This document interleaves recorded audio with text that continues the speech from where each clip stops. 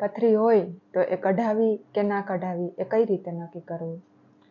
પથરી હોય તો પથરીની સાઇઝ કેવડી છે, પથરીનો શેપ કેવડો છે અને પથરીનું લોકેશન ક્યાં છે, આ બધી વસ્તુ સોનોગ્રાફી દ્વારા તપાસ કરી અને ત્યારબાદ નક્કી થાય છે કે તે દવાથી નીકળશે કે ઓપરેશન દ્વારા કઢાવવી પડશે. શું બિયર પીવાથી પથરી નીકળી જાય? બિલકુલ નહીં. એવું નથી કે બિયર પીવાથી પથરી નીકળી જાય.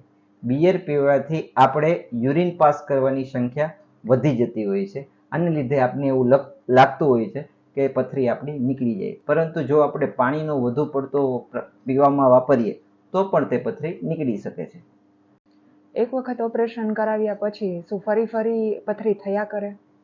બિલકુલ નહીં, એવું નથી. જો તમે સારા ડૉક્ટર પાસે ઓપરેશન કરાવ્યું હોય તો આ ઉપરાંત સારી પરેજી રાખતા હોય, સારો ખોરાક લેતા હોય, પૂરતું પ્રમાણમાં પાણી લેતા હોય તો પથરી થવાની શક્યતા બિલકુલ ઘટી જતી હોય છે.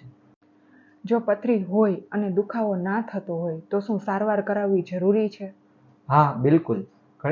ભલે પણ તમને દુખાવો ન થતો હોય, પરંતુ પથરી લાંબો સમય સુધી કિડનીમાં રહેતી હોય તો તે તમારા કિડનીને ડેમેજ કરી શકે છે. દુખાવો ભલે ન રહેતો હોય તો પણ તમારે પથરીની સારવાર કરવી ફરજિયાત છે.